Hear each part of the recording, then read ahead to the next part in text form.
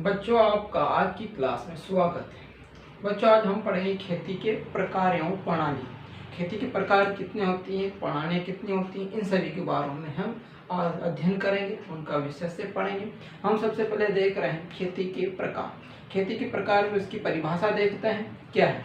तो परिभाषा सबसे पहले देखी जाएगी। परिभाषा: खेती का वर्गीकरण भूमि के उपयोग, फार्म के आकार, मशीनों एवं यंत्रों के प्रयोग, पशुपालन एवं फसल उत्पादन के आधार पर किया जाता है, तब उसे खेती का प्रकार कहते हैं।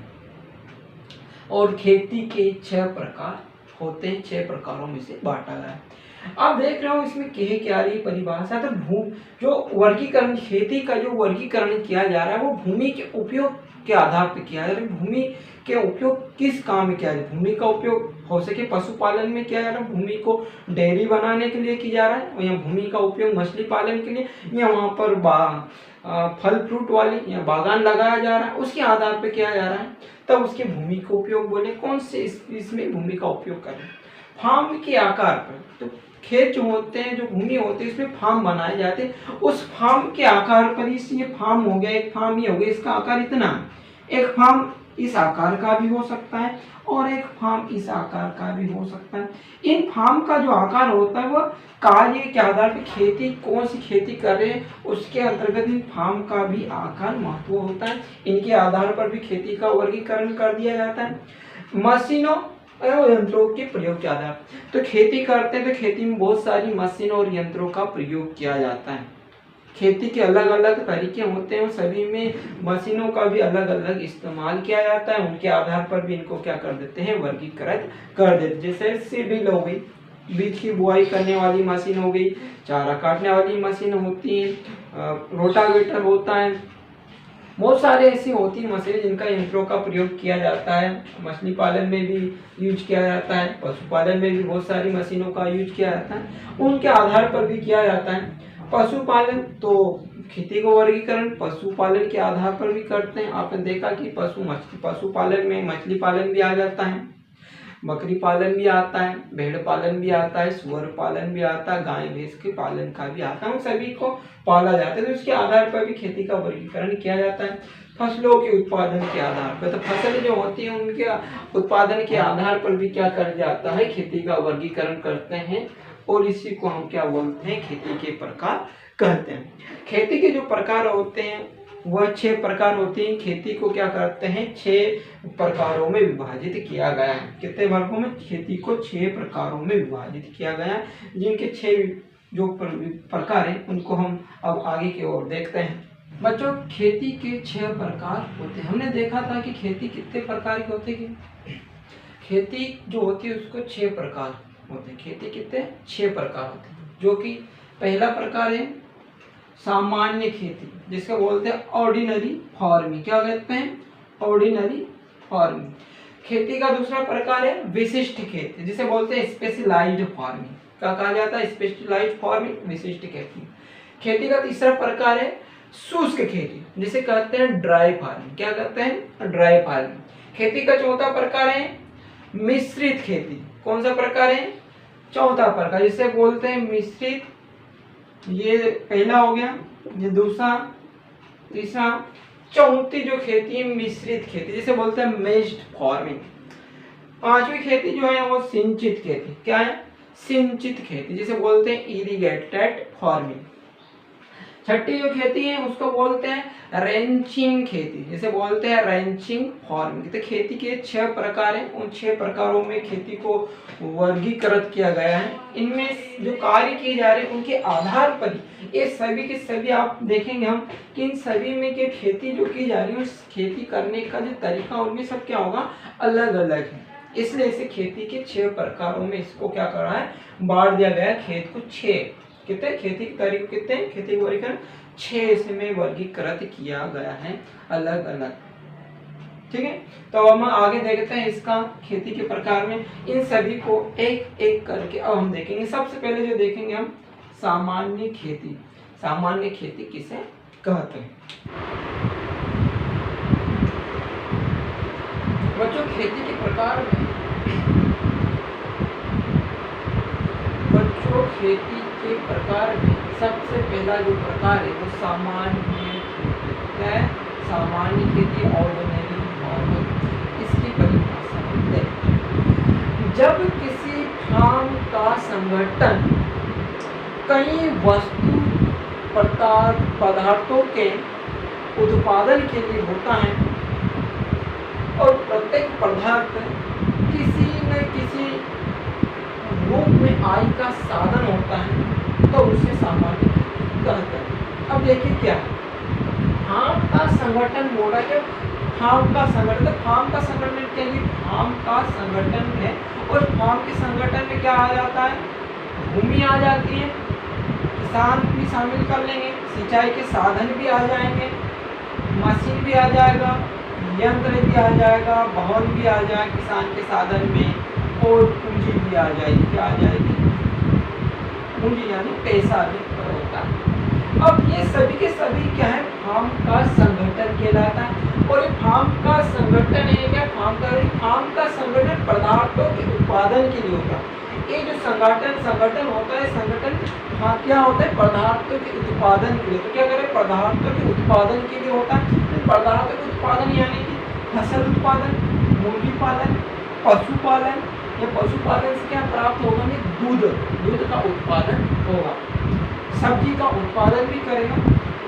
तो ये संगठन किनके उत्पादन में कार्य कर रहे हैं, संगठन जो होता है वो फसल उत्पादन, मुर्गी पालन, पशुपालन और सब्जी उत्पादन के लिए कार्य करता है। और ये संगठन इनमें कार्य क्या कर रहा है, इनके लिए कर रहा है। और जब इनसे क्या प्राप्त होता है, जो पदार्थ जो मिल रहे हैं, इन पदार्थों से क्या प्राप्त होती है, आय प्राप्त होती है। तो वही कहने का अर्थ है कि पदार्थों के उत्पादन के संगठन पदार्थों के उत्पादन के लिए होता है। ये फार्म संगठन किसके लिए होता है, पदार्थों के उत्पादन। और ये जो पदार्थ होता है, उन पदार्थों से क्या होती है, किसी न किसी रूप में क्या प्राप्त होती है, आय का साधन होता है, या आय प्राप्त होती है। इसे क्या कहते हैं, सामान्य खेती कहते हैं। क्या कहते हैं, सामान्य खेती कहते हैं। अब हम देखेंगे सामान्य खेती के लाभ क्या है, सामान्य खेती के लाभ क्या है, ये खेती जो करे उसके लाभ क्या है।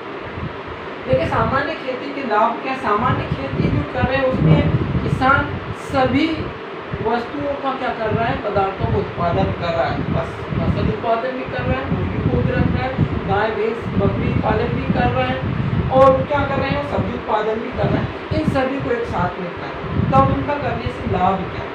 तो सामान्य खेती के लाभ, किसान को साल भर खेत पर कार्य मिलता रहता है। तो किसान जो होता है उसको क्या मिलता रहता है, साल भर कार्य मिलता है। कैसे मिलता है साल भर कार्य, किसान जो होता है उसके फार्म क्या है, एक ये फार्म है, उसके पास क्या है, फार्म, और इस फार्म में उसने क्या कर रहे हैं कि बारिश का मौसम था, बरसात के मौसम, खरीफ के मौसम, उन्होंने क्या कर दिए, फसल लगा दी। और फसल को लगाने के बाद उन्होंने क्या कर लिया है कि अक्टूबर नवंबर में फसल प्राप्त हो जाती, उपज मिल जाती, फसल को काट लीजिए, कटाई करने के बाद उनको क्या मिल जाती है, आय प्राप्त हो जाती है। अब इस ये वाला जो समय निकल गया अक्टूबर, उसके बाद का समय या उसके बाद के समय उनके पास कभी क्या सिंचाई के साधन नहीं और फसल लगाने की उनके पास में व्यवस्था नहीं है, तो वो क्या कर सकता है, मुर्गी पाल सकता है या भेड़ बकरी भैंस पालन कर लेगा, तो वो समय भी उसके पास में आ जाएगा। कहने का अर्थ है कि किसान जो होता है इस फार्म में एक सीजन ये निकला खरीफ, दूसरा क्या, पहला इसका खरीफ, दूसरा रबी और तीसरा जायद। ये साल भर में इतने सीजन होते हैं किसान को खेती करने के लिए, लेकिन किसान ने क्या करा है, खरीफ में फसल को लगाया है और रबी के मौसम में कोई फसल नहीं लगाई, जायद में भी कोई फसल नहीं लगाई है, वो यहीं पर उसने फसल उत्पादन करा है खरीफ के सीजन। और उसके बाद भी यहाँ पर उसके बाद कोई खेती करने के साधन नहीं है, इसलिए यहाँ पर वो मुर्गी पालन करेगा, उससे भी उसको आय प्राप्त होती रहेगी। वो खेती का कार्य छोड़कर किसमें, इसमें बिजी हो जाएगा, पशुपालन में बिजी हो जाएगा, ये पशुपालन करेगा, उसको पशुपालन दूध उत्पादन इसमें बिजी हो जाएगा। और क्या करेगा, वो साल भर क्या रहता है, व्यस्त रहता है, मतलब किसान को साल भर खेत पर कार्य मिलता रहता है, वो किसी प्रकार से फ्री नहीं रहता है। कभी मान लो कि किसान के पास में क्या खरीफ की फसल थी और इसके बाद में उसके तो मुर्गी पालन कर रहा है और पशुपालन कुछ नहीं कर रहा है, तो उसके पास में तो यहाँ पर भी कार्य नहीं होगा, यहाँ पर भी। तो ये जो दो चीज़ें हैं इसमें वो क्या हो गया, पूरी तरह से बेरोजगार हो गया। खेत में कोई काम ही नहीं होगा तो खेत में जाएगा नहीं, क्या करेगा, घर पे ही रहेगा, और घर पर रहेगा, कोई काम नहीं का, उसको क्या होगा। तो इसलिए यहाँ पर ये होता है। तो इसलिए किसान को यहाँ पर क्या होगा, सामान्य खेती करने से किसान को साल भर खेत में कार्य मिलता रहता है। किसान को रोजगार के लिए इधर उधर नहीं भटकना पड़ता। आपने देखा कि बहुत से किसान ऐसे होते हैं कि उनके पास में जब काम नहीं होता तो इधर उधर भटक रहते हैं, लेकिन सामान्य खेती जब करता क्या करता है, सामान्य खेती जब करता है तो उसको इतना कार्य मिल जाता है कि वो उसको रोजगार के लिए दूसरी और या अन्य जगह काम करने के लिए नहीं जाना पड़ेगा। ये हो गया। छोटे किसान हैं, अब छोटे किसानों को जोखिम का सामना कम करना पड़ता है। मान लो कि छोटे किसान जो होते हैं उनको जोखिम कम उठाना पड़ता है, क्यों, क्योंकि वो खेत में एक कार्य नहीं कर रहा, वो खेत में फसल उत्पादन कर रहा, मुर्गी पालन, पशुपालन, सब्जी उत्पादन सभी कार्य एक साथ में कर रहा है। कभी उसका देख करते कि बारिश अधिक हो जाती है, कभी फसल भी बर्बाद हो जाती है, ओले गिर जाती है, घर पर गिर जाती है, तो उसकी क्या हो जाएगी, फसल का उत्पादन कम हो गया, फसल का उत्पादन नहीं मिलेगा, लेकिन उसको मुर्गी पालन तो हो रहा, उसका पशुपालन हो रहा, ये चीज़ें तो हो ही नहीं। तो इसलिए छोटे किसान जो होते हैं उनको जोखिम का क्या करना पड़ता है, सामना कम करना पड़ता है। कभी किसान बड़ी लेवल में खेती करता है, वो खेत में क्या कर रहा है, सिर्फ फसल का उत्पादन ही करेगा, तो उसकी फसल ही कभी क्या हो जाएगी, अधिक पानी गिरने से खराब हो जाएंगे, ओलावृष्टि हो जाएगी, उससे खराब हो जाएगी, तो किसान क्या हो जाएगा, उसको अधिक जोखिम होता है बड़े किसान को, लेकिन छोटे किसान को जोखिम का कम सामना करना पड़ता है, क्योंकि उसके पास में इतने साधन नहीं, साधनों से उसे आय क्या होती है, प्राप्त होती रहती है। आज हमारे अभी क्या हो गया, सामान्य खेती कंप्लीट हो गई है, अब अगली खेती देखेंगे हम विशिष्ट खेती।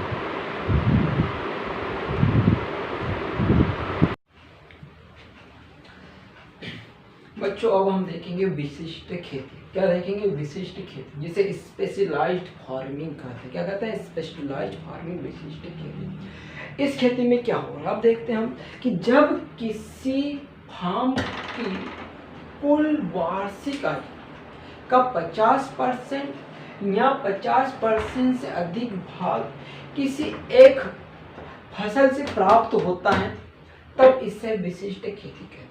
मतलब क्या कर रहा है, फार्म, जब किसी फार्म से, ये फार्म है और इस फार्म से कुल वार्षिक आय, वार्षिक आय कहने का मतलब है कि एक वर्ष, क्या बोलते हैं, एक वर्ष, ये एक वर्ष है। और एग्रीकल्चर में कहाँ से चालू होता है, जुलाई से लेकर के चालू हो जाता है वर्ष। तो जो वर्ष, एक साल की जो खेती, खरीफ, रबी और जायद, इन तीनों को मिलाते हैं तो एक साल होता है। और इस एक साल में जो आय प्राप्त हो रही है उस फार्म से, किससे, इस फार्म से, उस फार्म से जब आय प्राप्त हो रही है 50% या 50% से अधिक भाग किसी एक फसल, क्या हो रहा है, एक फसल से प्राप्त होता है, तब इसे विशिष्ट खेती कहते हैं। क्या कहते हैं, जैसे कि खेत में क्या करा उन्होंने, किसान ने गन्ना भी लगा दिया, साथ में उन्होंने क्या लगा दिए, अरहर भी लगाई है, मक्का भी लगाया है, ये सभी लगा रहे। इस प्रकार की बहुत सारी सभी प्रकार की जो खेती की जा रही है साल भर में, उन सभी को क्या कर रहा है, किसान लगा रहा है। लेकिन उनमें से किसी क्या हो रहा है, एक फसल से, ये मान लो गन्ना, इस गन्ना की उपज जो मिल रही है उससे आय कितनी प्राप्त हो रही है, 50% या 50 से अधिक मिल रही, क्या मिल रही, 50 से अधिक ही मिल रही है, तब उसे विशिष्ट खेती कहेंगे। जैसे मान लो कि आपने खेत में के साल भर में आपने कितने पैसे कमाए, थोड़ा सा एग्जांपल उदाहरण के लिए मैं आपको बता रहा हूँ कि आपने मान लो कि 100 रुपये क्या करे, 100 रुपये कमाए, क्या है, एक फार्म में 100 रुपये से ज़्यादा होते हैं, मैं तो उदाहरण के लिए अब बता रहा हूँ कि एक 100 रुपये हैं और 100 रुपये क्या हो रही, साल भर में इनकम प्राप्त हुई, क्या हुई, एक वर्ष में कितनी इनकम प्राप्त है, उसको 100 रुपये प्राप्त है। ये 100 रुपये में से इसको भार, जो एक फसल से कितनी आय प्राप्त होगी, 50, और बाकी जो फसल थी उनसे कितनी हो गई, 50 हो गई। इसमें बहुत सारी फसलों को मिला करके 50% हो रहा, लेकिन यहाँ पर एक ही, जैसे गन्ना है, गन्ना से ही क्या हो रही है, गन्ना की जो फसल है उससे कितनी मिल रही, कितने पैसे मिल रहे हैं, 50 रुपये मिल रहे हैं, एक फसल से 50 रुपये। कहने का ये अर्थ है कि किसी एक फसल से 50% परसेंट निकालते तो ऐसे निकालते 100 में 100 से ही निकालते, इसलिए बताया 100 का उदाहरण लिया है, क्योंकि 50-50 बांट दिया, 50 जो भाग है वो एक फसल से 50 मिल गया और ये भाग जो है वो सभी फसलों को मिला करके 50%। तो ये गन्ना क्या हो जाएगी, एक विशिष्ट फसल हो जाएगी। क्या हो जाएगी, विशिष्ट फसल। इसी प्रकार से कपास भी विशिष्ट फसल, सब्जी, ये सभी हमारे देश में विशिष्ट खेती के लिए इनका इस्तेमाल लगाई जाती है। ये गन्ना, कपास और सब्जी आदि सब के सब हमारे देश में विशिष्ट खेती इनके लिए की जाती है। सिर्फ ये 3 फसल हैं, इनसे क्या है खेती की जाती है, विशिष्ट खेती के लिए इनका चयन किया जाता है। अब देखते हैं विशिष्ट जो खेती है उसके लाभ क्या है, इसके लाभ क्या है। तो इसका जो पहला लाभ है, भूमि का अधिक से अधिक उपयोग हो जाता है। विशिष्ट खेती को अपनाने से क्या होता है, जो फार्म है उस फार्म का, मान लो कि ये फार्म, इस फार्म में अब क्या कर रहे हैं कि पूरे के पूरा ये फार्म, इस पूरे के पूरे फार्म का क्या हो जाता है, उपयोग हो जाता है, इस्तेमाल हो जाता है किसमें, विशिष्ट खेती में। दूसरा क्या हो रहा है, फार्म पर उपलब्ध, ये फार्म, इस फार्म पर जितने भी साधन है, स्रोत है, उपलब्ध है, उन सभी का भी क्या किया जाता है, उपयोग करके अधिक आय प्राप्ति की जा सकती है। आपके जितने भी साधन थे मैंने बताया था संगठन में, तो संगठन फार्म का फार्म के संगठन का इस्तेमाल करके सभी साधनों का प्रयोग करके हम अधिक आय प्राप्त कर सकते हैं। तीसरा पॉइंट क्या बोला, कम क्षेत्रफल होने पर भी किसान अधिक आय प्राप्त कर सकता है। फार्म छोटा है, उस छोटे फार्म में क्या कर सकते हैं, अधिक आय प्राप्त कर सकते हैं। किसका इस्तेमाल, विशिष्ट खेती का इस्तेमाल करके अधिक आय प्राप्त करते। गन्ना लगा देंगे छोटे फार्म में तो आय प्राप्त हो जाएगी। अब मान लो कि क्या एक इतना बड़ा फार्म है, वो इतने बड़े फार्म में क्या करा, उसने सभी क्या करा है, सभी फसल लगा दिया, अरहर लगा दिया, और यहाँ पर अरहर लगा देगा, मूंग लगा देगा, उड़द लगा देगा, जितने सभी प्रकार के क्रोपे लगा देगा, और सभी को लगाने के बाद भी उसकी आय क्या होगी, 50% नहीं हो पाएगी। लेकिन जब विशिष्ट खेती की बात करते हैं तो विशिष्ट खेती में क्षेत्रफल क्या है, इतना सा है, और इतने से क्षेत्रफल में ही क्या कर लेगा वो 50% से अधिक आय प्राप्त से अधिक 50% अधिक आय प्राप्त है। क्या है, छोटा फार्म है और ये बड़ा फार्म, बड़े फार्म होते हुए भी उसको आय कम प्राप्त हो रही, पैसा कम मिल रहा है, लेकिन इसमें अब फार्म छोटा होने के बावजूद, क्या कम क्षेत्रफल होने के बावजूद भी उसको क्या हो रही, किसान को अधिक आय प्राप्त हो जाए। चौथा पॉइंट क्या, श्रमिकों की दक्षता और क्षमता में क्या से हो जाती है वृद्धि। तो जहाँ ये विशिष्ट खेती में आप देख रहे स्पेशलाइज्ड फार्मिंग है, तो इसमें किसान को के पास में जो श्रमिक है, किसान के पास जो श्रमिक है, वो श्रमिक क्या कर रहा है, ये कार्य कर रहा है, तो उसकी जो कार्य करने की क्षमता भी बढ़ जाती है और उसका नॉलेज भी बढ़ जाते हैं। इसमें क्या हो जाती है, क्षमता में, वो दक्षता में क्या हो जाती है, उसकी वृद्धि हो जाती है। तो इस प्रकार से विशिष्ट खेती कंप्लीट होता है। इसकी हानियां हैं जो कि बच्चों, अब हम देखेंगे विशिष्ट खेती की हानियां। विशिष्ट खेती की क्या हानियां हैं, तो विशिष्ट खेती की हानि क्या है, किसान जो होता है उसको वर्ष में एक ही बार आय प्राप्त होती है। किसान क्या कर रहा है, विशिष्ट खेती कर रहा है, तो विशिष्ट खेती में वो गन्ना लगा रहा है, कपास या सब्जी लगा रहा है, तो उसको क्या हो रही है, साल में एक ही बार आय प्राप्त हो रही है, पैसा एक ही बार प्राप्त होता है। ये इसकी क्या होगी, हानि होगी।